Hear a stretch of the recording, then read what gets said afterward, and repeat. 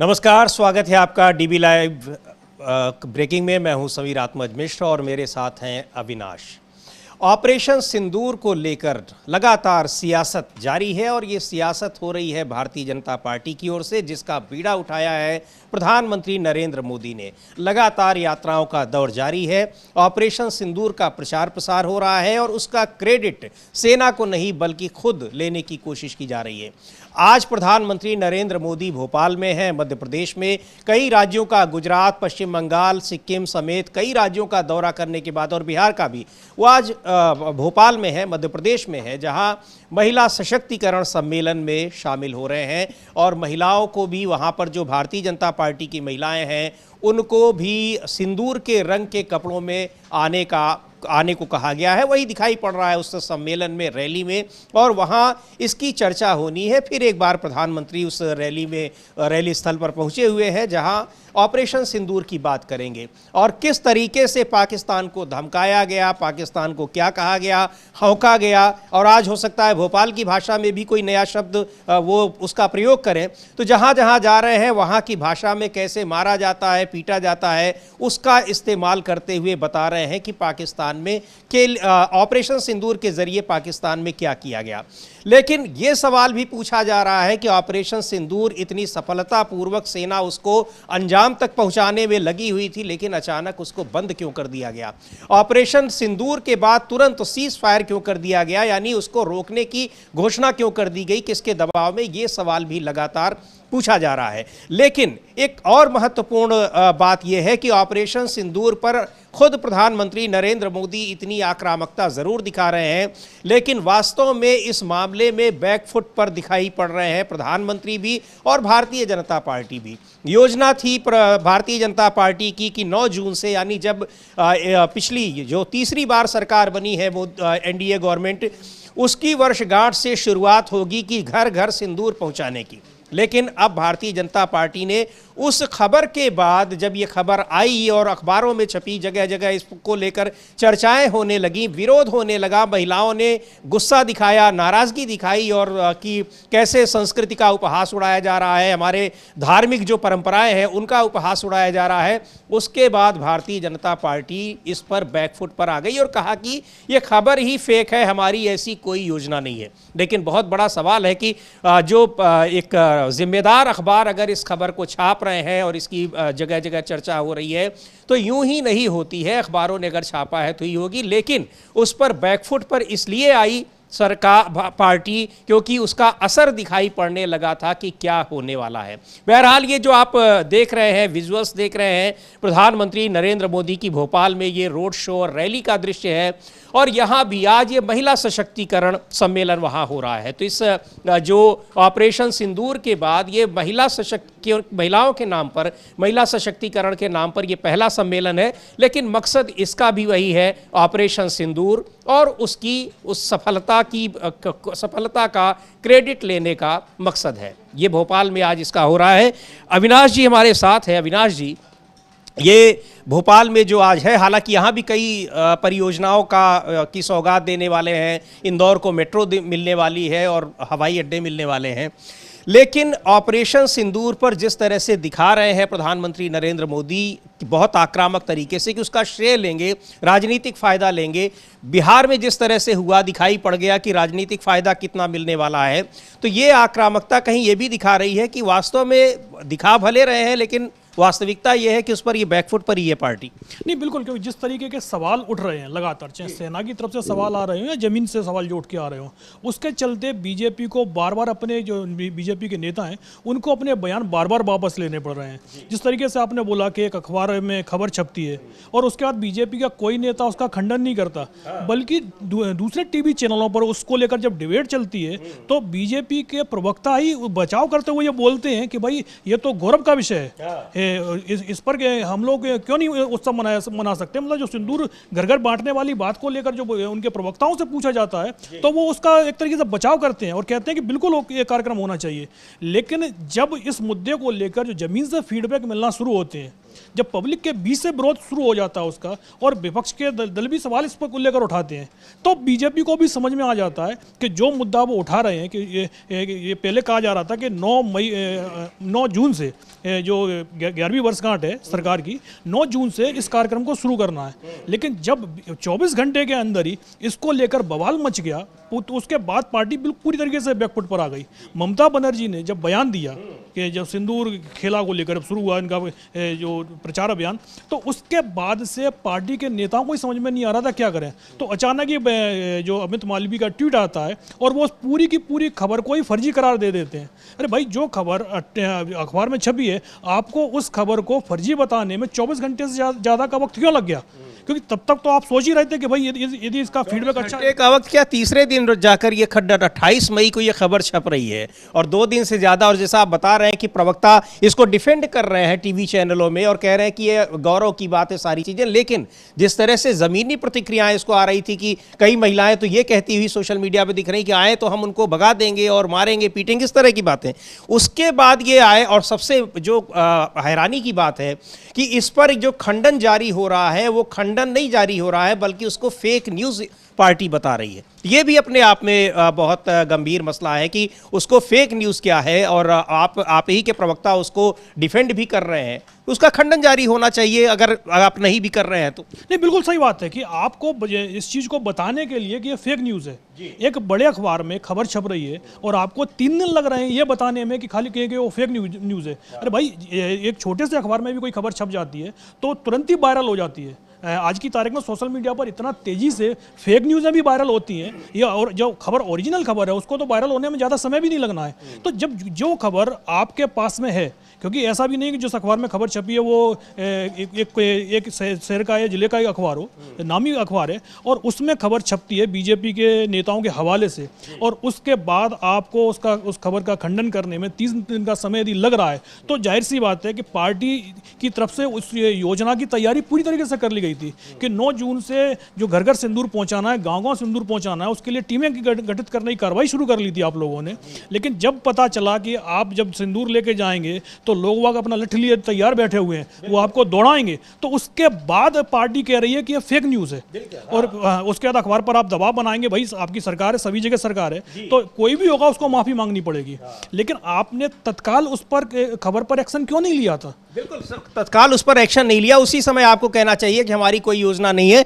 और इस पर बात आगे करते हैं, चर्चा को आगे बढ़ाते हैं, और भी खबरें हैं, लेकिन एक बहुत बड़ी खबर आ रही है, ब्रेकिंग न्यूज़ आ रही है उत्तर प्रदेश से। मऊ सदर से विधायक हैं सुहेलदेव भारतीय समाज पार्टी के अब्बास अंसारी, उनको MP MLA कोर्ट ने दोषी करार दिया है हेट स्पीच के मामले में, और थोड़ी देर में सजा का ऐलान होने वाला है। अब्बास अंसारी जो है वो मुख्तार अंसारी, उनके पिता भी कई बार के विधायक और सांसद विधायक रहे हैं मऊ से। मऊ सदर से ही अब्बास अंसारी सुहेलदेव भारतीय समाज पार्टी के विधायक हैं मऊ सदर सीट से।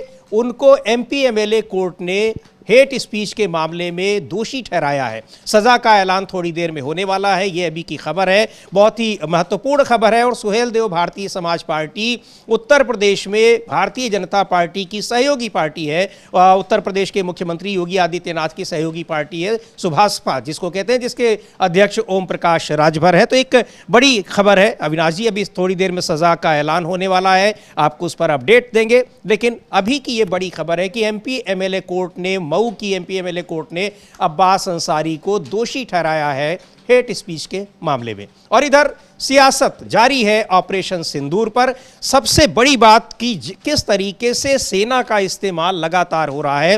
अविनाश, अभी भोपाल में जो जहां पर महिला सशक्तिकरण सम्मेलन प्रधानमंत्री कर रहे हैं, जगह जगह जहां उनका रोड शो हो रहा है, वहां पर कर्नल सोफिया कुरैशी और विंग कमांडर व्योमिका सिंह की तस्वीरें होर्डिंग्स पर लगी हुई हैं, और किस तरीके से उसका श्रेय लिया जा रहा है। उनसे पूछा गया, नहीं पूछा गया, क्यों, कैसे इस्तेमाल कर सकते हैं, बहुत गंभीर बात है। खुद प्रधानमंत्री नरेंद्र मोदी की सेना की वर्दी में तस्वीरों के साथ होर्डिंग्स लगी हुई हैं, और ये लगातार ऐसा हो रहा है। कहीं भी ऐसा नहीं कि एक जगह गलती से लगा हो, ये जानबूझकर प्लान्ड वे में हो रहा है। यानी सेना का इस्तेमाल किया जा रहा है राजनीति में। नहीं, बिल्कुल। अभी हमने बिहार में भी देखा था जिस तरीके से सेना के हथियार और सेना के जवानों के फोटो जिस तरीके से यूज़ हो रहे हैं, जबकि आमतौर पर सेना का इस्तेमाल सियासत में भारत में नहीं होता है।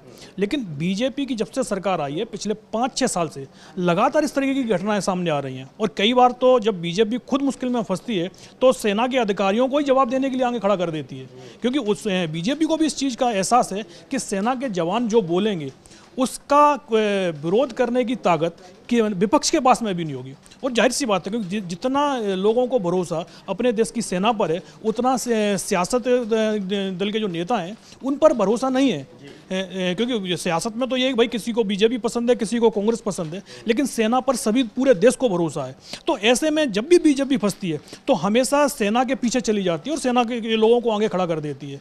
लेकिन अभी हमने देखा है कि पिछले दिनों सेना चीफ ही सवाल कर रहे थे कि आप हमको हथियार देने के लिए बोल तो देते हैं, लेकिन मौके पर हमको डिलीवरी ही नहीं होती। हम तो ये मान लेते हैं कि भाई कॉन्ट्रैक्ट हुआ है, मिलेगा तो ठीक है, नहीं मिलेगा तो हम इसकी तैयारी करके चलते हैं कि मिलना ही नहीं है। कि ये भी कहा जा रहा है कि जो वायुसेना है, जो उन्होंने जो सवाल उठाए थे, उनके स्क्वाड्रनों की क्षमता लगातार कम होती चली जा रही है और आप उनको नए हथियार उपलब्ध नहीं करा रहे हैं। तो आप जहाँ पर सेना सवाल पूछती है तो उसके तो आप जवाब नहीं देते, लेकिन विपक्ष जब आपसे सवाल सेना को लेकर पूछता है तो आप सेना के अधिकारियों को खड़ा कर देते हैं अपने बचाव के लिए। और जिस तरीके के भोपाल का जो अभी फोटो विजुअल वगैरह आ रहे हैं, जो तस्वीरें आ रही हैं, जिस तरीके से वो सेना के अधिकारियों के आप फोटो लगा रहे हैं, आपने जो महिला सेना अधिकारी हैं उनकी तस्वीरें तो लगा दें, लेकिन जो विंग कमांडर जो कर्नल सोफिया कुरैशी हैं उनके खिलाफ जो बीजेपी के नेता लगातार बयान दे रहे हैं। बीजेपी के नेता क्या, उसी राज्य के मंत्री, वो बयान उनका सुप्रीम कोर्ट में अभी वो केस चल रहा है कि कर्नल सोफिया कुरैशी को आतंकवादियों की बहन बता रहे हैं, और उन्हीं कर्नल सोफिया कुरैशी के होर्डिंग्स को वहां पर भोपाल में जगह जगह लगाया जा रहा है, जिसका फायदा लेने की कोशिश की जा रही है। सेना के अधिकारियों का इस्तेमाल किया जा रहा है पार्टी के कार्यक्रमों में और पार्टी के प्रचार के लिए। जाहिर सी बात है कि ये पूरा का पूरा इसका राजनीतिक लाभ लेने की ये कोशिश हो रही है, जो कि बहुत ही गलत एक संदेश जा रहा है लोगों के भीतर। नहीं, बिल्कुल। यदि आप सेना का इतना सम्मान करते हैं तो पार्टी के जो मंत्री हैं, विधायक हैं, जो जिस तरीके से सेना का अपमान कर रहे हैं, अभी तक उनके खिलाफ कार्रवाई की तो दूर की बात है, अभी तक पार्टी ने कारण बताओ नोटिस तक उन लोगों को जारी नहीं किए हैं। जिस मंत्री ने जो कर्नल सोफिया कुरैशी को आतंकवादियों की बहन तक बोल दिया था, उसके खिलाफ कोई कार्रवाई नहीं हुई है, उससे मंत्री पद से भी उसको बर्खास्त नहीं किया गया है।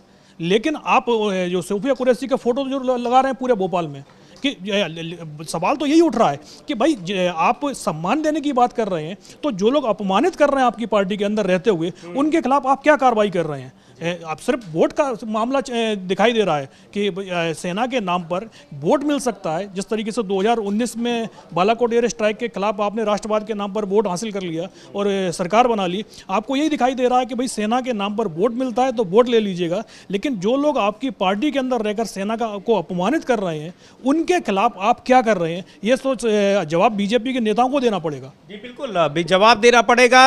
और ये कितनी हैरानी की बात है कि उसी मध्य प्रदेश में कर्नल सोफिया कुरैशी और विंग कमांडर व्योमिका सिंह के तस्वीरों के साथ होर्डिंग्स लगी हुई हैं, उसका इस्तेमाल किया जा रहा है। और उन्हीं कर्नल सोफिया कुरैशी के लिए मध्य प्रदेश के ही एक मंत्री, और उन्होंने उनको आतंकवादियों की बहन बताया। वहाँ के डिप्टी चीफ मिनिस्टर कह रहे हैं कि इस सेना के ऊपर सवाल उठा रहे हैं, उनके खिलाफ पार्टी कोई कार्रवाई नहीं कर रही है, और जहाँ उसका इस्तेमाल करना है राजनीतिक रूप से किस तरीके से किया जा रहा है। तो ऑपरेशन सिंदूर को लेकर जिस तरह से भारतीय जनता पार्टी राजनीति कर रही है, बहुत सवाल उठ रहे हैं, लेकिन सवालों के बीच ये पूछा जा रहा है कि आप ऑपरेशन सिंदूर तो एक सेना की सफलता है और उसकी कहानी है, लेकिन सेना की सफलता को जो रोकने के लिए जो दोषी है वो तो सरकार दोषी है, और सरकार उसका जवाब क्यों नहीं दे रही है कि ऑपरेशन सिंदूर को क्यों रोका गया, यानी सीज फायर के लिए क्यों तैयार हो गए। और वहीं डोनाल्ड ट्रंप जो अमेरिका के राष्ट्रपति हैं, जिन्होंने दावा किया और सबसे पहले उन्होंने खबर दी आधिकारिक रूप से अपने सोशल मीडिया अकाउंट से कि हमने पाकिस्तान और भारत को तैयार कर लिया है युद्ध विराम के लिए, दोनों तैयार हो गए हैं। उन्होंने 10वीं 11वीं बार एक बार फिर उन्होंने अभी दोहराया है कि हमने तैयार किया है और न्यूक्लियर वार होने से रोक लिया दोनों देशों को, और हमने डर दिखाया कि हम आपके साथ व्यापार को, ट्रेड को रोक देंगे। ये बार बार कह रहे हैं डोनाल्ड ट्रंप, अमेरिका के राष्ट्रपति, और विपक्ष कह रहा है कि डोनाल्ड ट्रंप के इन बयानों का, उनके इस दावे का खंडन सरकार की तरफ से क्यों नहीं हो रहा है? नहीं, बिल्कुल, क्योंकि अभी भी जो डोनाल्ड ट्रंप का जो बयान आया है, उसके बाद कांग्रेस ने भी सवाल पूछा है कि 21 दिन में डोनाल्ड ट्रंप ने 10वीं बार बोला है कि जो भारत और पाकिस्तान के बीच सीज फायर हुआ है वो हमने कराया है, हमने ट्रेड को लेकर धमकी दी थी और साफ कहा था कि अगर फायरिंग होगी तो कोई ट्रेड नहीं होगा, ये ट्रेड जो चल भी रहे होंगे हम उनको भी बंद कर देंगे। और ये बात डोनाल्ड ट्रंप की तरफ से वहाँ की कोर्ट में भी बोली गई थी कि अगर जो हमारे टैरिफ लगाए जा रहे हैं उन पर कोर्ट रोक लगाता है तो भारत और पाकिस्तान की जो जंग है वो दोबारा से फिर शुरू हो जाएगी। दुनिया में परमाणु जंग रोकने के लिए टैरिफ का जो हमने मुद्दा छेड़ रखा है उसके खिलाफ कोर्ट कोई फैसला ना दे। और इस लगातार जिस तरीके से ट्रंप बयान दे रहे हैं, दूसरी तरफ भारत सरकार की तरफ से अभी तक एक बार भी ये नहीं बोला गया है कि अमेरिका का राष्ट्रपति गलत बयान दे रहा है। उनका बस खाली यही कहना है कि पाकिस्तान की तरफ से फ़ोन आया था, उनके डीजीएमओ ने हमारे डीजीएमओ को फ़ोन किया, उन्होंने कहा कि भाई फायरिंग बंद की कर रहे हैं, तो हम लोग उनकी डिमांड मान ली और फायरिंग बंद कर दी। सबसे बड़ा सवाल तो ये भी उठ रहा है कि जब ये सेना की तरफ से ये प्रतिक्रिया चल रही थी कि अगर 2 दिन का समय और मिल जाता तो फिर पाकिस्तान का नक्शा बदल सकता था, तो फिर आपने जब 4 दिन का एक जंग लड़ ली थी तो उसमें 2 दिन और जोड़ दिए जाते, क्योंकि सेना ने जैसे ही कार्रवाई करना शुरू किया है वैसे ही सीज फायर हो गया है। और सबसे बड़ी बात तो यही चली रही है, जिस तरीके से डोनाल्ड ट्रंप के लगातार बयान आ रहे हैं कि हमने ट्रेड का डर दिखाया और उसके बाद भारत ने तुरंत इसको सीज फायर को स्वीकार कर लिया। अगर पाकिस्तान की तरफ से पाकिस्तान के डीजीएमओ का फ़ोन आया था तो फिर ये बात डोनाल्ड ट्रंप को पहले कैसे पता चल गई? उन्होंने क्यों बता दिया कि सीज फायर हो रहा है? यानी कि आपको पता था कि पाकिस्तान के डीजीएमओ फ़ोन करेंगे वैसे ही सीज फायर हो जाएगा। भारत की तरफ से कोई शर्त नहीं रखी गई सीज फायर को लेकर, तो जो सीज फायर की बात हुई होगी तो पहले से ही शर्तें तय हो गई होंगी, और क्या शर्त हुई होंगी वो डोनाल्ड ट्रंप को पता है। तभी डोनाल्ड ट्रंप ने पूरी उससे बोल दिया था कि सीज फायर हो रहा है। दुनिया में और भी जगह युद्ध चल रहे हैं, जैसे गजा पर इजराइल के हमले चल रहे हैं। अब इजराइल को पूरा सपोर्ट अमेरिका का है और ये कहा जा रहा है कि अमेरिका जिस दिन चाहेगा उस दिन इजराइल गजा पर हमले बंद कर देगा। लेकिन उसके बावजूद अभी तक डोनाल्ड ट्रंप सीज फायर को लेकर जब भी कोई चीज़ रखते हैं तो शर्तें लगा देते हैं कि भाई अगर सामने वाली पार्टी ये चीज़ मानेगी तो सीज फायर हो सकता है। अभी तक वो दोनों पक्षों को कोई आदेश जारी नहीं कर पा रहे हैं। जिस तरीके से उन्होंने भारत और पाकिस्तान को लेकर एक तरीके से बताया कि दोनों सीज फायर करने को तैयार हो गए हैं, और ट्रंप के ट्वीट पर जैसा उन्होंने ट्वीट किया था वही सारी चीजें हमें दिखाई भी दी। ट्रंप ने बताया कि भाई थोड़ी देर में सीज फायर हो जाएगा और सीज फायर भी हो गया।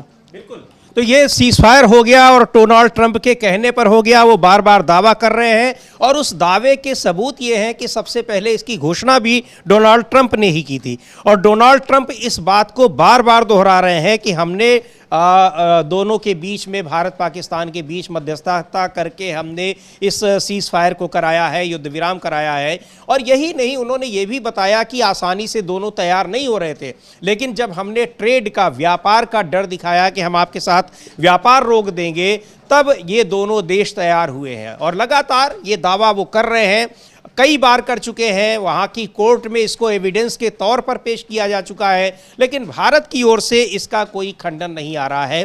भारत की ओर से ये नहीं कहा जा रहा है कि डोनाल्ड ट्रंप झूठ बोल रहे हैं, गलत बयानी कर रहे हैं। और सवाल उठ रहा है कि आखिर क्यों भारत सरकार तैयार हो गई सीज फायर के लिए। लेकिन ऑपरेशन सिंदूर को उस जो 20-22 मिनट 25 मिनट की घटना है जिसमें सेना ने कई ठिकानों को नष्ट किया, आतंकी ठिकानों को पाकिस्तान के भीतर जाकर, उसका श्रेय लेने की कोशिश कर रही है भारतीय जनता पार्टी। और भोपाल में आज जो महिला सशक्तिकरण सम्मेलन किया जा रहा है उसमें किस तरीके से ऑपरेशन सिंदूर का प्रचार प्रसार और ऑपरेशन सिंदूर की जानकारी देने वाली, मीडिया को जानकारी देने वाली महिला सेना की जो 2 महिला अधिकारी हैं उनकी तस्वीरों का इस्तेमाल प्रधानमंत्री नरेंद्र मोदी की सेना की वर्दी में तस्वीरों का इस्तेमाल, यही नहीं बल्कि सिंदूर को एक प्रतीक बनाते हुए वहां महिलाओं को कहा गया है कि वो उसी रंग की साड़ी में आए। एक बार हम लोग देखेंगे भी कि किस तरीके से वहां महिलाएं, जो चूंकि वो भारतीय जनता पार्टी की कार्यकर्ता हैं, महिलाएं हैं, तो वो उसी रंग में आई हैं जैसा उनको कहा गया है। लेकिन जो घर घर पहुंचाने, सिंदूर पहुंचाने का एक कार्यक्रम तय किया भारतीय जनता पार्टी ने, वो उसको जबरदस्त नुकसान पहुंचा गया और उस कार्यक्रम के लागू करने से पहले ही उसको वापस लेना पड़ा और कह रहे हैं कि वो फेक न्यूज़ है। खैर, एक बार देखते हैं ज़रा उन तस्वीरों को, उन विजुअल्स को, जो वहाँ की महिलाएं किस तरह से प्रधानमंत्री नरेंद्र मोदी के महिला सशक्तिकरण कार्यक्रम में आई हुई हैं और लाल रंग के कपड़ों में, लाल रंग की साड़ी में वहाँ पर वो दिख रही हैं।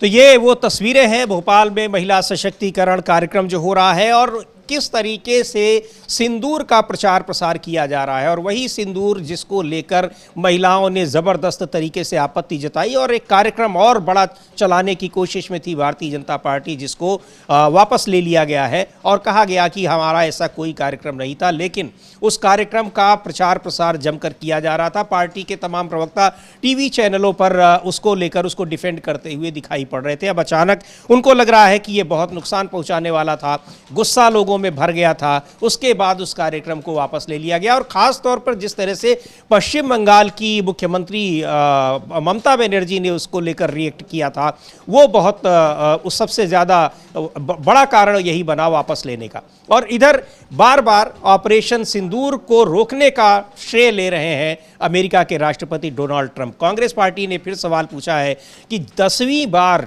ट्रंप कह चुके हैं, कब प्रधानमंत्री नरेंद्र मोदी ट्रंप के इन सवालों का जवाब देंगे, जो कह रहे हैं कि हम किस तरीके से हमने सबक सिखाया, तो वो सबक डोनाल्ड ट्रंप को क्यों नहीं सिखा रहे हैं। इतना बड़ा आरोप वो लगा रहे हैं, बार बार लगा रहे हैं। देखते हैं जयराम रमेश ने अपने ट्वीट में क्या लिखा है और उन्होंने ट्रंप के उस बयान को उन्होंने टैग भी किया है। सुन लेते हैं डोनाल्ड ट्रंप को कहा क्या है। ये जयराम रमेश का ट्वीट है कि ये 10वीं बार है, 21 दिन के भीतर 10वीं बार वो प्रधानमंत्री नरेंद्र मोदी के महान मित्र और राष्ट्रपति डोनाल्ड ट्रंप ये क्लेम कर रहे हैं कि उन्होंने सीज फायर रुकवाया भारत और पाकिस्तान के बीच।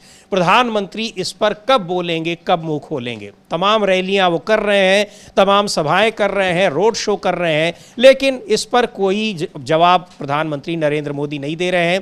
विपक्ष मांग कर रहा है कि इस पर एक सर्वदलीय बैठक बुलाई जाए जिसकी अध्यक्षता प्रधानमंत्री करें और साथ ही संसद का एक विशेष सत्र बुलाया जाए। लेकिन ये सारी बातें नहीं, प्रधानमंत्री अपने तरीके से ऑपरेशन सिंदूर का प्रचार करते दिख रहे हैं। सुनते हैं ट्रंप ने क्या कहा है। अभी कल ही उन्होंने एक बार फिर ये कहा कि हमने भारत और पाकिस्तान के बीच लड़ाई हो रही थी, उसको रुकवाने का काम किया और व्यापार का डर दिखाकर इस लड़ाई को हमने रुकवाई है। I'm most proud of is the fact that we're dealing with India, we're dealing with Pakistan, and we were able to stop potentially a nuclear war through trade as opposed through bullets.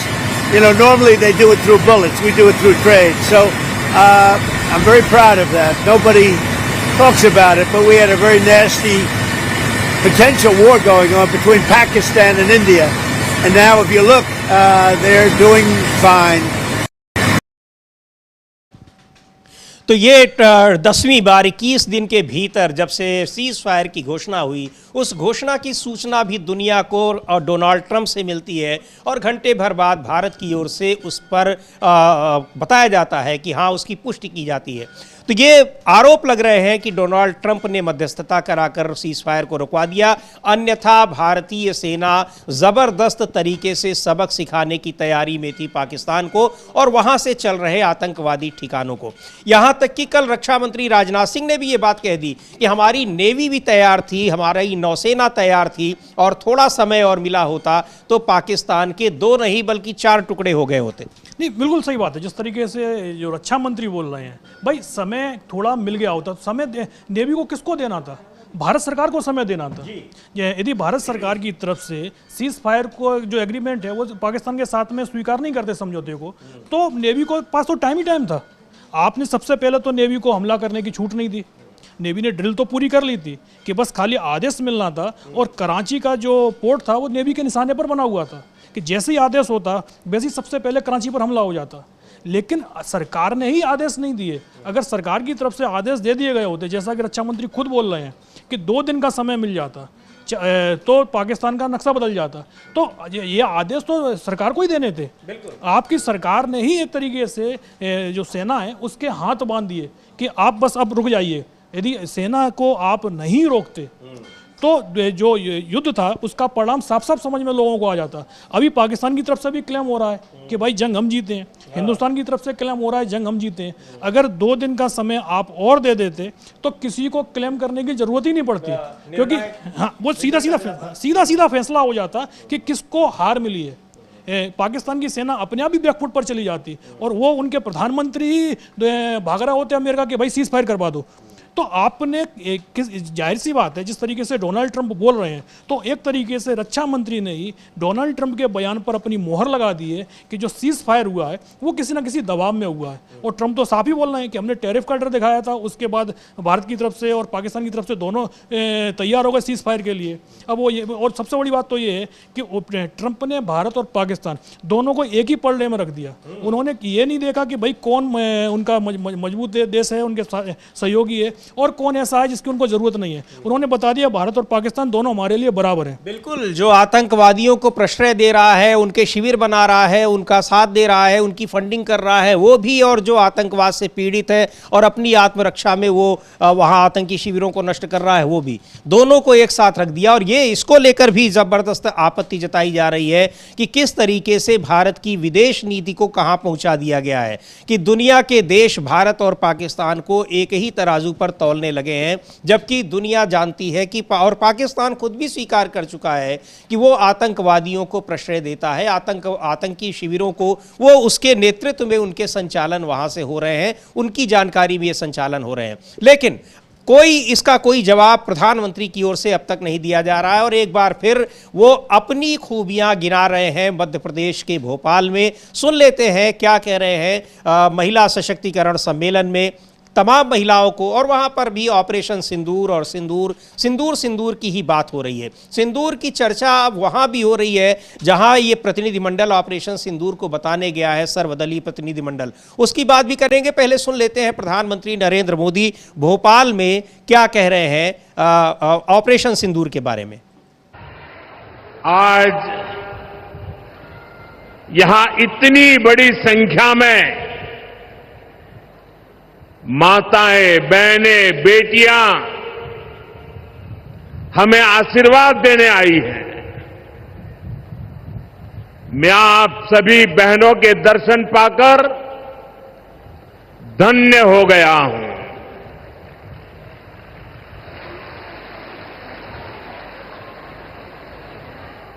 भाइयों बहनों, आज लोकमाता देवी अहिल्याबाई होलकर जी की 300वीं जन्म जयंती है। 140 करोड़ भारतीयों के लिए ये अवसर प्रेरणा का है। राष्ट्र निर्माण के लिए हो रहे भगीरथ प्रयासों में अपना योगदान देने का है। देवी अहिल्याबाई कहती थी कि शासन का सही अर्थ जनता की सेवा करना और उनके जीवन में सुधार लाना होता है।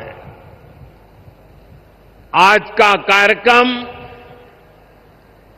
उनकी इस सोच को आगे बढ़ाता है। आज इंदौर मेट्रो की शुरुआत हुई है। दतिया और सतना भी अब हवाई सेवा से जुड़ गए हैं। ये सभी प्रोजेक्ट मध्य प्रदेश में सुविधाएं बढ़ाएंगे, विकास को गति देंगे और तो वहाँ पर जो तमाम परियोजनाओं का भी उद्घाटन कर रहे हैं प्रधानमंत्री, और तमाम जो महिलाएं आई हैं, महिला सशक्तिकरण सम्मेलन, वहाँ भी सिंदूर सिंदूर हर जगह इसकी चर्चा। लेकिन अब उस अपने बड़ी जो एक महत्वाकांक्षी योजना चलाने की तैयारी थी और पूरा 1 महीने चलने वाला कार्यक्रम था, घर घर सिंदूर पहुँचाने का कार्यक्रम, उसको टाल दिया गया है क्योंकि उसमें दिखाई पड़ गया कि अगर घर घर बीजेपी के कार्यकर्ता सिंदूर पहुंचाने जाएंगे तो उनका हश्र क्या होने वाला है और पार्टी का भी हश्र क्या होगा, इसके संकेत मिलने लगे थे।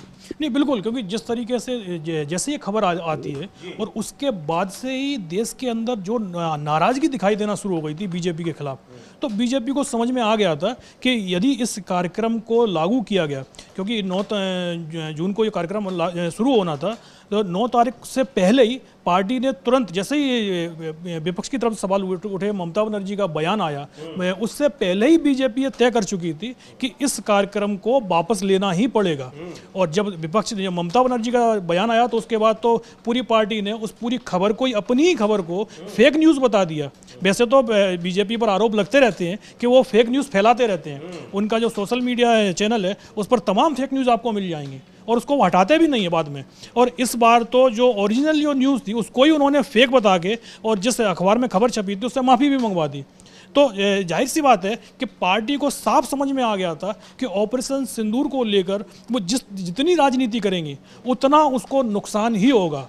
लेकिन प्रधानमंत्री जिस तरीके से बयान लगातार दे रहे हैं कि पिछले करीब 5-6 दिन में उनकी आधा दर्जन से ज़्यादा रैलियां हो चुकी हैं, लगभग आधा भारत वो गुजरात से लेके सिक्किम में उत्तर से, हाँ, पश्चिम से लेके पूरा अब तो सेंटर में भी पहुंच गए हैं, मतलब पूरा भारत वो घूम रहे हैं और लगातार वो ऑपरेशन सिंदूर के आसपास ही उनका बयान, मतलब जो भाषण चलता है। जहाँ से ऑपरेशन सिंदूर हो रहा है, जिस वजह से हो रहा है, यानी हम बात कर रहे हैं पहलगाम की, वहाँ नहीं गए प्रधानमंत्री, और सिक्किम के बगल में मणिपुर भी नहीं गए जहां बहुत दिनों से मांग हो रही कि प्रधानमंत्री वहां पर जाएं। लेकिन हाँ, ये आप सही कह रहे हैं कि लगभग आधा भारत इन पिछले 5-6 दिनों में उन्होंने तय कर लिया है। नहीं, बिल्कुल, वो पूरे भारत में घूम रहे हैं और लगातार जो सेना का जो शौर्य था उसके नाम पर पार्टी का मजबूत करने की कोशिश कर रहे हैं। लेकिन जो लगातार हम बोल रहे हैं कि सेना की तरफ से जो सवाल पूछे जा रहे हैं उसका जवाब पूरी पार्टी में कोई नहीं दे रहा है। प्रधानमंत्री तो आमतौर पर किसी भी सवाल का जवाब देते ही नहीं है,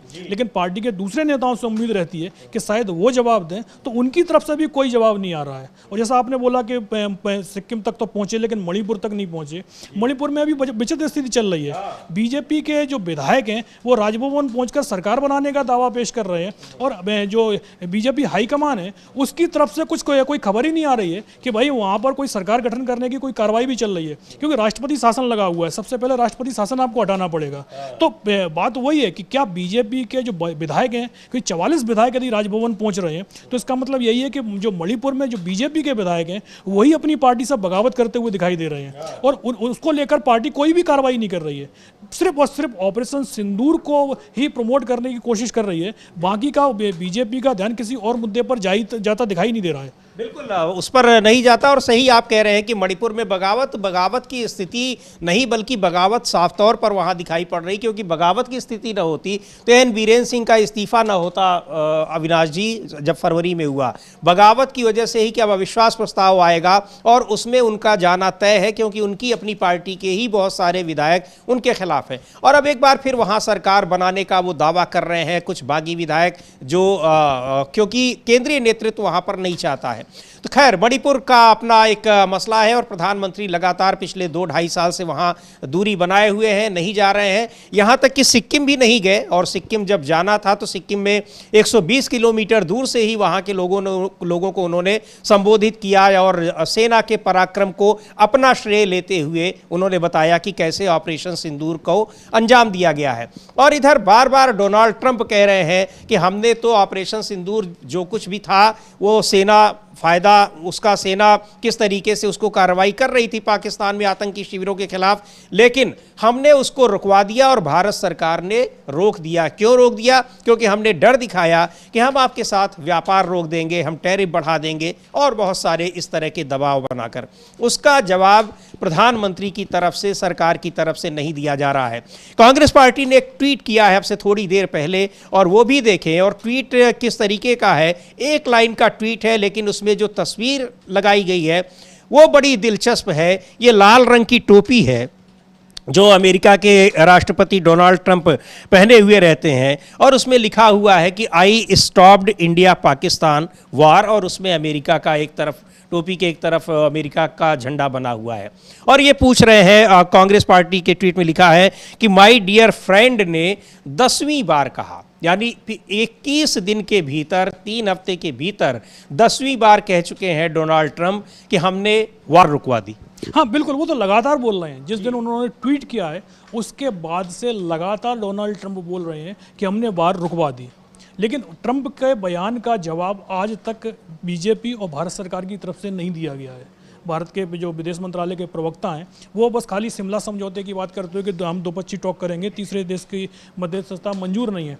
लेकिन यहाँ तो ट्रंप सीधा सीधा बोल रहे हैं कि ये वार हमने रुकवाई है, और उनके कई बार ये बयान भी आए हैं कि हम भारत और पाकिस्तान के बीच मध्यस्थता करने को भी तैयार हैं।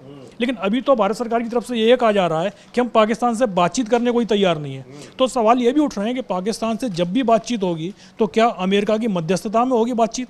अगर ऐसा होता है तो ये सीधी सी बात कि पाकिस्तान 1972 के जिस शिमला समझौते को मानने को शुरुआत से तैयार नहीं होता था, उसकी कोशिश यही होती थी कि किसी तीसरे देश को बीच में लेके आया जाए। लेकिन भारत सरकार की तरफ से, भारत की तरफ से साफ कह दिया गया था कि जो इंदिरा गांधी के समय पर शिमला में समझौता हुआ है हम उसी को मानेंगे। और इसी के चलते पाकिस्तान जो कश्मीर का मुद्दा है इसको यूएन में पूरी ताकत से नहीं उठा पाता था, क्योंकि शिमला समझौता हमेशा उसके आड़े आ जाता था। लेकिन अगर डोनाल्ड ट्रंप भारत और पाकिस्तान के बीच में बातचीत करा रहे हैं तो साफ है कि भारत ने भी शिमला समझौता छोड़ दिया है, तो इसका नुकसान ही भारत को होगा। अब ऐसे में या तो बीजेपी के प्रवक्ता या भारत सरकार की तरफ से या विदेश मंत्रालय की तरफ से ये कहा जाए कि अमेरिका का जो बयान है, अमेरिका के राष्ट्रपति का बयान जो है वो पूरी तरीके से गलत है। तो लेकिन ट्रंप तो 10 बार बोल चुके हैं गलत है, लेकिन हमारी तरफ से उस पर आपत्ति जताई जानी चाहिए। यही तो मांग की जा रही है कि वो गलत है, या आप दावा अगर गलत कर रहे हैं और सही कर रहे हैं तो आपको किसने ये अधिकार दिया? तो यही तो सवाल पूछा जा रहा है, लेकिन इसी का जवाब नहीं मिल रहा है। हाँ बिल्कुल, कांग्रेस की तरफ से लगातार सवाल पूछा जा रहा है। पूरा देश इस चीज को पूछ रहा है कि क्या डोनाल्ड ट्रंप ने हकीकत में सीज फायर करवाया है? लेकिन सरकार की तरफ से अभी तक अमेरिका को इस मामले को लेकर कोई जवाब नहीं दिया गया है। ना ही अमेरिका के राजदूत को बुलाया गया है यहाँ कि भाई आपके राष्ट्रपति जो बोल रहे हैं ये लगातार एक ही चीज़ को लगातार झूठ पर झूठ बोलते चले जा रहे हैं, उनको बताइएगा कि भाई हमारी आपस में बातचीत हुई है, आपका इसमें कोई रोल नहीं है। आपने ज़्यादा से ज़्यादा बात की होगी कि भाई भारत से बात कर ली, पाकिस्तान से बात कर ली, युद्ध चल रहा है। दुनिया के सभी देशों को चिंता होती है जब भी कहीं युद्ध चल रहा होता है। जैसे यूक्रेन और रूस के बीच युद्ध चल रहा था तो भारत ने भी दोनों देशों से बात की थी कि भाई आप लोग मत लड़िएगा। लेकिन अगर आज वहाँ सीज फायर होता है तो वो भारत के मध्यस्थता में नहीं होगा वो सीज फायर, वो देश मिलकर बात करेंगे, या अगर कहीं तीसरी जगह बातचीत हो रही है तो वो भी खुलकर सामने आ जाएगी। लेकिन इस मुद्दे पर डोनाल्ड ट्रंप के बयान का अभी तक भारत सरकार की तरफ से खंडन नहीं किया गया है। सिर्फ ये कहा गया है कि डीजीएमओ का फोन आया था। अरे भाई डीजीएमओ का तो फोन तो आया ही होगा, तभी सीज फायर हुआ है। लेकिन क्या डोनाल्ड ट्रंप जो बोल रहे हैं वो झूठ बोल रहे हैं? ये चीज भारत सरकार को बतानी चाहिए, और उसको लेकर आज तक ट्रंप का नाम अभी तक भारत की तरफ से, सरकार की तरफ से नहीं लिया गया है कि ट्रंप ने जो बोला है वो गलत बोला है। बिल्कुल अभी तक नहीं, और यही सवाल पूछा जा रहा है जो अभी थोड़ी देर पहले हमने कांग्रेस पार्टी का ट्वीट दिखाया कि 10वीं बार हो गया माय डियर फ्रेंड यानी वो डोनाल्ड ट्रंप अमेरिका के राष्ट्रपति, वो 10वीं बार क्लेम कर चुके हैं कि भारत और पाकिस्तान के बीच हमने सीज फायर कराया है। इसका जवाब दिया जाएगा या फिर अब ये मान ही लिया जाए कि ये कराया गया है और अमेरिका ने मध्यस्थता कराई है। शायद इन्हीं जवाबों का, इन्हीं सवालों का जवाब न देना पड़े, उसकी वजह से ऑपरेशन सिंदूर को लेकर प्रधानमंत्री नरेंद्र मोदी खुद इतनी आक्रामकता के साथ जगह जगह पूरे देश में घूमने निकल पड़े हैं और कई राज्यों का दौरा पिछले एक हफ्ते के भीतर, एक हफ्ते से भी कम समय में वो कर चुके हैं। गुजरात से लेकर पश्चिम बंगाल और अब आज मध्य प्रदेश में है। इसके अलावा बिहार में भी रहे, 2 दिन बिहार में रहे, चूंकि बिहार में सबसे ज्यादा फोकस है इसलिए कि वहां पर इस साल के अंत तक चुनाव होने हैं और पूरी तरह से चुनावी फायदा, राजनीतिक फायदा उठाने की कोशिश कर रहे हैं। लेकिन ये दिखा भी रहा है कि किस तरह से पार्टी इस मामले में बैकफुट पर है, क्योंकि जो ज़मीन पर इसका परिणाम दिखाई पड़ रहा है वो पार्टी के लिए बहुत चौंकाने वाला है। ऑपरेशन सिंदूर और सीज फायर को लेकर सरकार के खिलाफ एक माहौल बना हुआ है कि क्यों सीज फायर के लिए सरकार तैयार हो गई, और दूसरी ओर जिस तरह से सिंदूर का एक प्रतीकात्मक इस्तेमाल करने की कोशिश कर रही है भारतीय जनता पार्टी राजनीतिक रूप से, उसको लेकर ज़बरदस्त तरीके से विरोध हो रहा है देश भर में, जिसकी वजह से अपना एक बड़ा कार्यक्रम पार्टी को वापस लेना पड़ा और अब उसको भारतीय जनता पार्टी कह रही है कि वो फेक न्यूज़ है, गलत खबर है, ऐसी कोई पार्टी की योजना नहीं थी। लेकिन विपक्ष इस मुद्दे पर लगातार सवाल पूछ रहा है। सर्वदलीय बैठक के अलावा संसद का विशेष सत्र बुलाने की मांग कर रहा है। कांग्रेस पार्टी जगह जगह इस बारे में लोगों को जागरूक कर रही है। आज जब प्रधानमंत्री नरेंद्र मोदी मध्य प्रदेश में है तो कांग्रेस पार्टी का भी वहां पर एक जय हिंद सभा चल रही है। एक बार रुक करते हैं वहां पर जय हिंद सभा का, वहां कांग्रेस पार्टी के नेता उस सभा में क्या कह रहे हैं, और उस सभा में भी और कांग्रेस के प्रवक्ता भी लगातार यही सवाल पूछ रहे हैं कि सीज फायर पर सरकार जवाब क्यों नहीं दे रही है। सिख ईसाई सारे लोग लड़ते हैं, सारे लोग उनको मारते हैं, अपनी जानें देते हैं, लेकिन अपना युद्ध जीत के बताते हैं। ऐसे समय में कर्नल सोफिया कुरैशी के विरुद्ध ये शब्द कि वो आतंकी की बहन है, बहुत ही अपमान था उनका और पूरी सेना का, और अगर उसके ऊपर कोई कार्रवाई नहीं की जाती है तो ये बहुत गलत होगा। सेना कभी के ऊपर कार्रवाई नहीं करती, कोई कुछ भी बोल दे, उनको ये अधिकार नहीं है। लेकिन हमारे यहाँ सरकार होती है, हमारे यहाँ एडमिनिस्ट्रेशन होता है, हमारे यहाँ जुडिशरी होती है, हमारे यहाँ पुलिस होती है। अगर सेना के विरुद्ध कोई कुछ बोलता है तो इन लोगों का काम है कि उसके विरुद्ध कार्रवाई करें। हाई कोर्ट के एक संज्ञान के अलावा किसी ने कुछ नहीं किया, सरकार चुप बैठी रही। इसलिए अब हम पूर्व सैनिक एक साथ मिलकर इस प्रदेश में करीब 90,000 पूर्व सैनिक और 1 लाख सैनिक हैं। अब ये बीड़ा हम उठाएंगे। सेना के विरुद्ध कुछ भी कहने वालों के प्रति सड़क पर हम उतरेंगे और कार्रवाई करेंगे। भारतीय जनता पार्टी उसके बाद से, ऑपरेशन सिंदूर के बाद से बहुत सारी तिरंगा यात्राएं निकाल रही है। किस लिए निकाल रही है? सेना को सम्मान देने के लिए। लेकिन अगर देखा जाए तो सेना के पूर्व सैनिकों का सबसे ज्यादा हक अगर किसी ने छीना है तो वो भारतीय जनता पार्टी है। इसी प्रदेश के अंदर उनको रिजर्वेशन था। 1994 में जब दिग्विजय सिंह जी मुख्यमंत्री थे तब उन्होंने 10% क्लास सी और 20% क्लास डी को दिया था, जो 2022 में खत्म कर दिया गया। पहले टोल टैक्स माफ था, वो भी चल गया। जितनी भी सुविधाएं सैनिकों को मिलती थी वो सारी की सारी भारतीय जनता पार्टी ने खत्म कर दी। मैं कहता हूं अगर आप सच में उनकी सम्मान यात्रा निकालना चाहते हो तो उनकी सुविधाएं उन्हें वापस करो, बल्कि और सुविधाएं दो।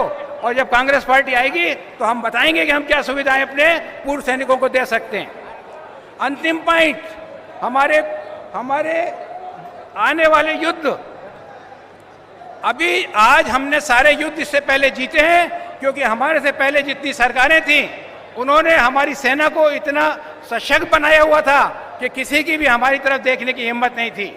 आज हमारी भारतीय जनता पार्टी ने एक अग्निवीर की योजना लाए हैं जिसके अंदर 4 साल के बाद 75% सैनिक बाहर चले जाएंगे। सीधा सा गणित है। अगर 10 साल के बाद आप देखें तो जो 14 लाख की आर्मी है उसमें सिर्फ 3 लाख की आर्मी ऐसी होगी जो परमानेंट होंगे और 11 लाख की आर्मी ऐसी होगी जिसकी 1 से 4 साल की सर्विस होगी। वो हमारी लड़ाई कर पाएंगे? वो उतने वेपन्स को चला पाएंगे जिससे हम मिसाइलें ख़त्म कर रहे हैं? बहुत मुश्किल है। उसके बाद हमारे चीफ ऑफ एयर स्टाफ ने बोला कि हमें हमारे इक्विपमेंट नहीं मिल रहे, बहुत देरी से मिल रहे हैं। जहां कांग्रेस पार्टी ने 137 राफेल यानी करीब 9 स्क्वाड्रन खरीदने की पहल की थी, वो भारतीय जनता। तो ये जय हिंद सम्मेलन, और इसमें एक बड़ा यानी जो ये कह रहे हैं कि अब सेना पूर्व सैनिक ही कर्नल सूफिया कुरैशी के अपमान की आवाज़ उठाएंगे और सरकार से कार्रवाई करेंगे। ये उन्हीं की बात कर रहे हैं जो मध्य प्रदेश के मंत्री जिन्होंने कर्नल सूफिया कुरैशी को आतंकवादियों की बहन बताया था। और आज प्रधानमंत्री के कार्यक्रम में कर्नल सूफिया कुरैशी और विंग कमांडर व्योमिका सिंह की तस्वीरों का इस्तेमाल राजनीतिक फायदे के लिए किया जा रहा है। राजनीति में उनकी तस्वीरें, उनको होर्डिंग्स लगाई गई हैं, पोस्टर्स लगाए गए हैं, और जो सेना का जो शौर्य है, पराक्रम है, उसका श्रेय भारतीय जनता पार्टी लेने की कोशिश कर रही है। नहीं, बिल्कुल कर रही है। जिस कांग्रेस की तरफ से तो लगातार सवाल उठ ही रहे थे, अब पूर्व सैनिकों की तरफ से भी ये सवाल उठ रहे हैं कि आप अपने मंत्री को, विजय शाह जो वहाँ के मंत्री हैं, उनको बचाने के लिए कोशिश क्यों कर रहे हैं? वहाँ के सीएम मोहन यादव ने तो जब उनसे सवाल पूछा गया था तो उन्होंने साफ कह दिया था कि कोर्ट जो जैसा फैसला लेगा हम वैसी कार्रवाई करेंगे। मतलब अगर कोर्ट नहीं बोलेगा हटाने के लिए तो आप नहीं हटाएंगे, कोर्ट दोषी ठहराएगा तभी आप उनके खिलाफ कोई कार्रवाई करेंगे। यानी कि आपकी तरफ से जो उनका बयान है, वो बयान कोर्ट यदि गलत बताएगा तो ही उसको आप स्वीकार करेंगे। कोर्ट में तो अब क्योंकि जुलाई के तीसरे वीक में इस मामले में सुनवाई होगी, और तब तक के लिए सुप्रीम कोर्ट ने बाकी जो हाई कोर्ट में जो कार्रवाई चल रही थी, क्योंकि हाई कोर्ट ने स्वतः संज्ञान लिया था इस मुद्दे को लेकर, और उसके बावजूद भी जब हाई कोर्ट ने कहा कि 4 घंटे में आप FIR दर्ज कीजिएगा, तो आपने सिर्फ FIR दर्ज कर ली, और ऐसी FIR दर्ज की जिसमें मंत्री को गिरफ्तार करने की भी ज़रूरत ना पड़े, उसको तुरंत जमानत मिल जाए। तब हाई कोर्ट ने जब सरकार को फटकार लगाई थी, उसके बाद मतलब विजय शाह को आपने इतना समय दिया कि वो सुप्रीम कोर्ट तक जाएं और जो हाई कोर्ट का आदेश है उस पर रोक लगवाने में कामयाब हो जाएं।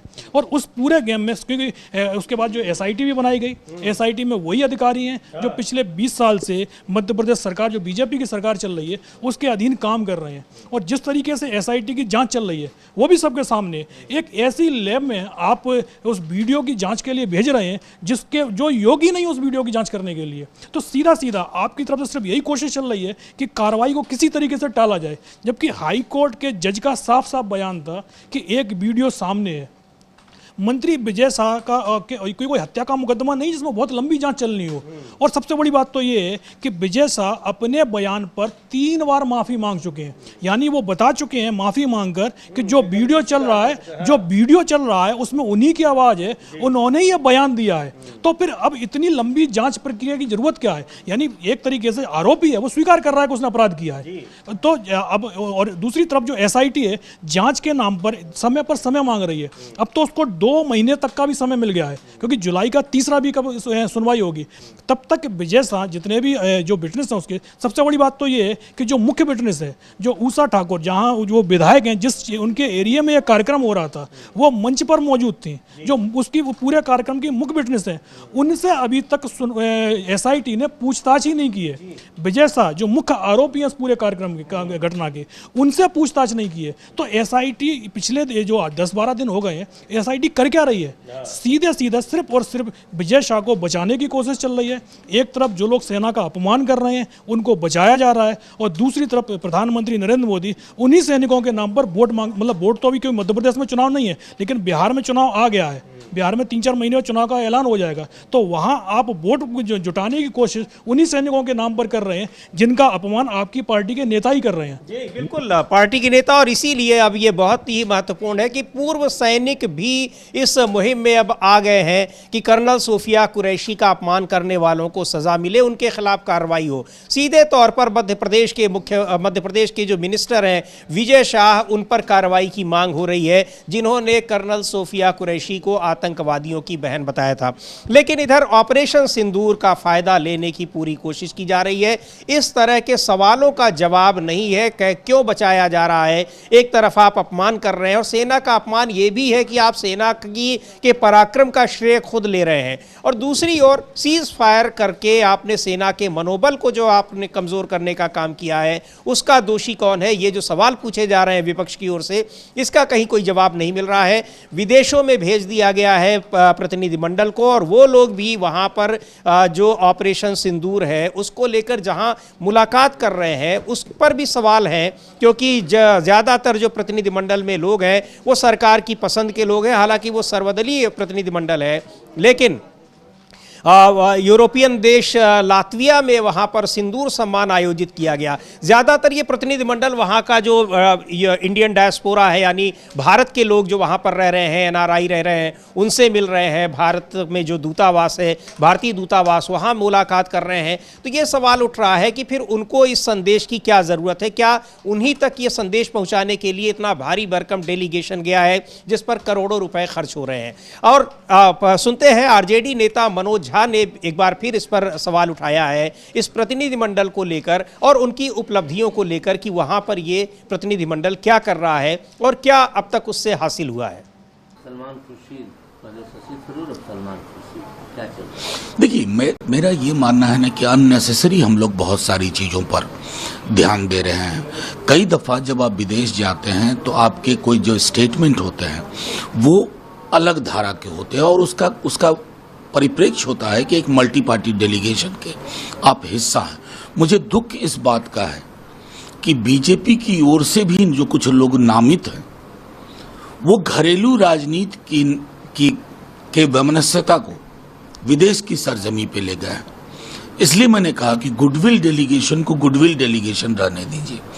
इसको डैमेज मिशन के रूप में तब्दील होते हुए मैं कई जगह देख रहा हूं, और ये सर्वथा अनुचित है, क्योंकि सरकारें आएंगी जाएंगी, पार्टी कोई आज सत्ता में है, कल को कोई और सत्ता में होगी, लेकिन इस देश की इयत्ता, इसकी पहचान तो रहेगी ना। अगर आप कहेंगे कि इस देश में इससे पूर्व की सरकार ने ये नहीं किया, वो नहीं किया, तो कई पोतड़े इधर भी खुल जाएंगे। बेहतर है कि इन चीज़ों को हम संसद के लिए रखें, और संसद का अगर विशेष सत्र आ जाता ना, तो ये जितनी सारी चीजें हम देख रहे हैं मीडिया के माध्यम से, वो तो ये सवाल उठा रहे हैं कि जो सर्वदलीय प्रतिनिधिमंडल गया है उसमें बहुत से लोग अपनी राजनीतिक प्रतिबद्धता के तहत काम कर रहे हैं, जबकि वहाँ एक एकजुटता का संदेश देना चाहिए। और ख़ास तौर पर कई बीजेपी के सांसद ऐसे हैं जिनके बयान बहुत चर्चित रहे हैं और उसको लेकर चर्चा, लेकिन सबसे जो गंभीर मुद्दा है वो ये है कि इस प्रतिनिधिमंडल को हासिल क्या हुआ, क्या संदेश देने गया और कितनी कामयाबी रही, और अपना संदेश कहाँ तक पहुंचा पाया, किस फोरम तक पहुंचा पाया। क्योंकि बहुत सारे तमाम जो देशों में ये प्रतिनिधिमंडल गया है, कुछ ही एकाध को छोड़कर कहीं किसी भी देश के राष्ट्राध्यक्ष से इस प्रतिनिधिमंडल की मुलाकात नहीं हुई है। हाँ बिल्कुल, जो भी बड़े राष्ट्र हैं, जो जिनकी मजबूत स्थिति है दुनिया में, उनमें से किसी के भी राष्ट्राध्यक्ष से इस प्रतिनिधिमंडल की मुलाकात नहीं हुई है। जो छोटे देश हैं जिनके लिए कि भारत से कोई प्रतिनिधिमंडल आया हुआ है, वही उनके लिए बहुत बड़ी उपलब्धि होती है। तो उन लोगों से तो आप मुलाकात कर सकते हैं कि वहाँ के आप जो संसद के स्पीकर से मिल रहे हैं, या वहाँ प्रधानमंत्री से मिल रहे हैं, या राष्ट्रपति से मिल रहे हैं। लेकिन अमेरिका में आपसे कौन मिला, सऊदी में कौन मिला, बाकी दुनिया के जो बड़े देश हैं, जापान में कौन मिला, यूरोपियन यूनियन में कौन मिला? तो जो आपके साथ पहले से जो देश हैं, छोटे छोटे जो जिनका बहुत बड़ी दबदबा नहीं है, अगर उनको छोड़ दिया जाए तो किसी भी देश के राष्ट्राध्यक्ष से ये प्रतिनिधिमंडल नहीं मिला है। और दूसरी बात ये है कि जब जो जंग चली थी उस समय भी ये सवाल उठ रहे हैं कि पाकिस्तान के साथ तो खुलकर 4-5 देश सामने दिखाई दे रहे थे, जो उसको सैन्य मदद हर चीज़ और खुलेआम स्वीकार कर रहे थे। और जब सीज फायर हुआ तब भी वो पाकिस्तान के साथ में खड़े हुए। लेकिन भारत के साथ पूरी जंग में ना तो आपका सबसे जो पुराना मित्र रूस खड़ा हुआ दिखाई दिया, ट्रंप ने तो भारत और पाकिस्तान को एक ही पल्ले में तोल दिया, बता दिया कि भाई हमारे लिए तो आप दोनों बराबर ही बराबर हैं।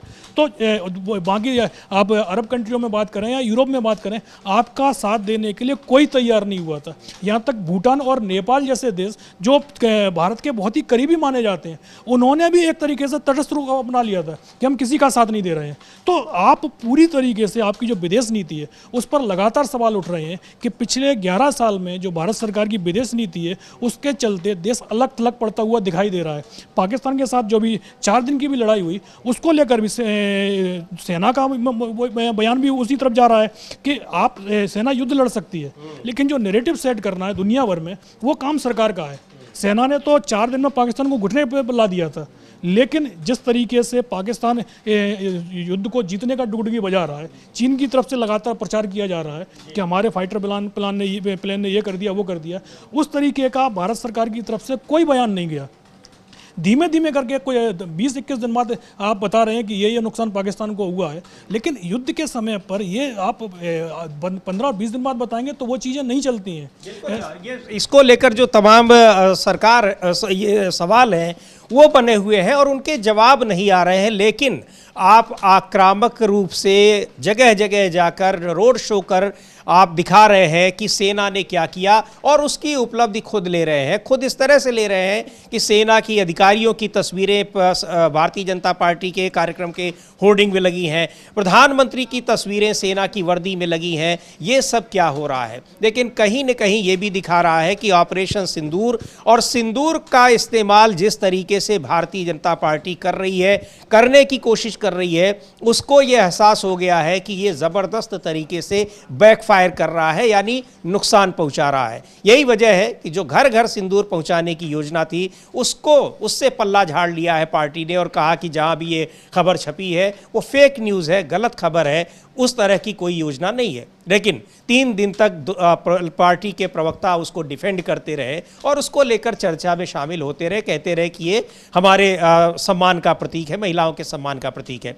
तो ये बहुत स्पष्ट है कि किस तरीके से राजनीति भारतीय जनता पार्टी कर रही है। और दूसरी तरफ अगर सवाल पूछे जा रहे हैं तो ये कहा जाता है कि सेना पर सवाल पूछे जा रहे हैं, जबकि सवाल सरकार से पूछा जा रहा है। ऑपरेशन सिंदूर उपलब्धि सेना की है, लेकिन उसका श्रेय सरकार ले रही है और सीज फायर के लिए जिम्मेदार सरकार है, उस पर सरकार खामोश है। कब तक जवाब आता है, कितनी बार डोनाल्ड ट्रंप ये दावा करेंगे तब ये जवाब आएगा, ये देखने वाली बात होगी। फिलहाल इस कार्यक्रम को यहीं समाप्त करते हैं। मुझे और अविनाश को दीजिए अनुमति। नमस्कार।